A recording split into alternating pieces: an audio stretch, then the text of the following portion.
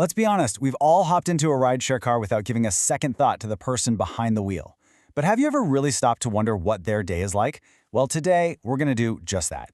We're diving into the wild challenges, the arguments, and even the real dangers a driver can run into in just a single day, all based on one driver's actual experiences. So let's get into it.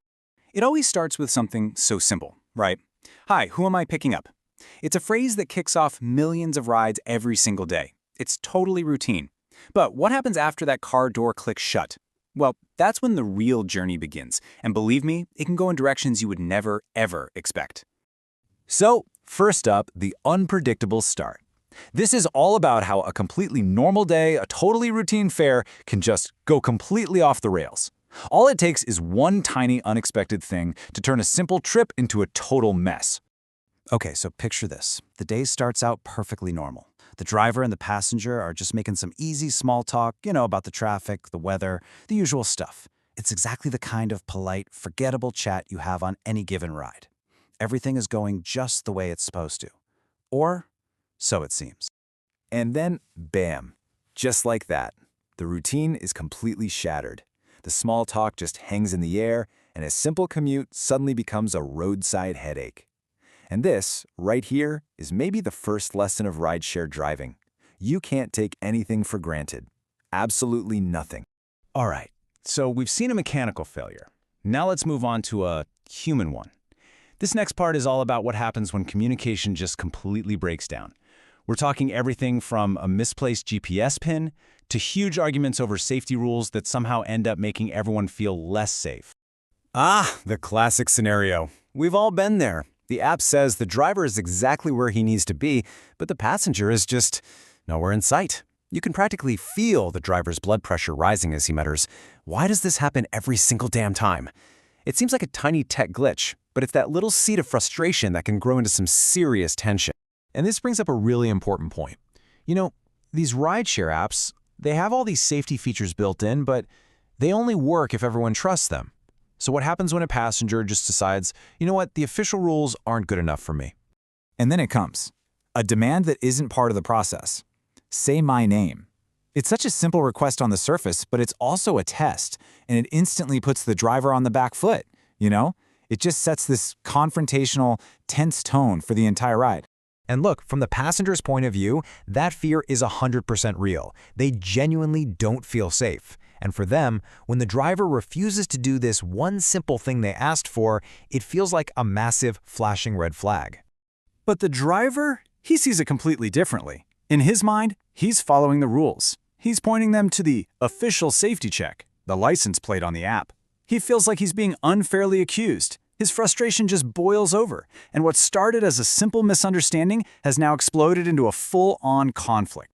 And the thing that finally resolves it? It's another safety feature that was there the whole time, the 4-digit trip pin. The second the passenger says the number, the standoff is over. It's just a crazy reminder of how easily these blowups could be avoided if everyone just trusted the system that's already in place. Okay, so we've seen logistical nightmares and communication breakdowns. But now the stakes get a little higher. We're moving into territory where passengers aren't just confused or mistaken.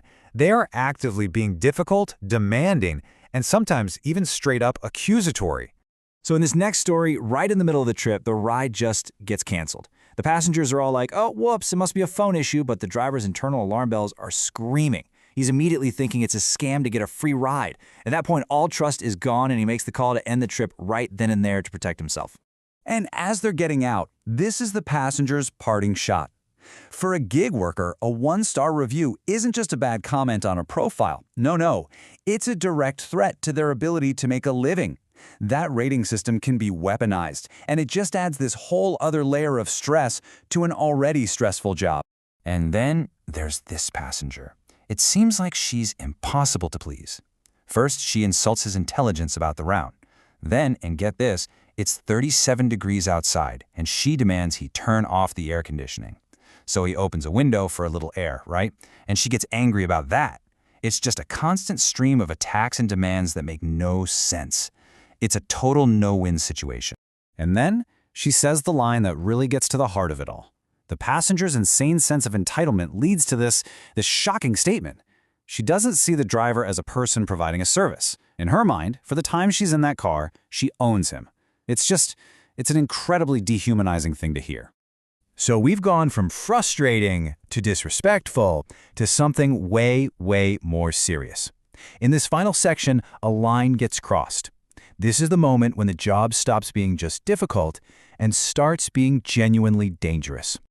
The last ride of the day. It starts just like 100 others, a polite, standard greeting from the driver. It's a moment of total, complete normalcy, which makes what's about to happen next even more chilling.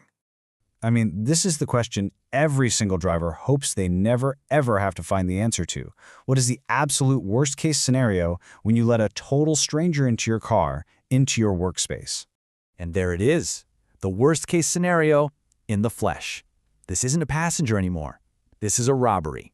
It's the ultimate violation of trust, turning a simple ride home into a life-threatening situation. It just shows you the real dangers that are hiding just under the surface of the gig economy. So think about it. From running out of gas to getting robbed at gunpoint, we've just seen a driver's entire reality packed into one single day. It kind of leaves you with one final thought, doesn't it? The next time you call a car, just remember, every single ride has two sides. Have you ever really considered the view from the driver's